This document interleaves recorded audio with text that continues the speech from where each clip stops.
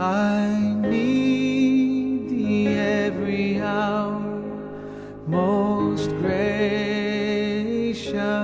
Lord. No tender voice like thine can peace afford. I need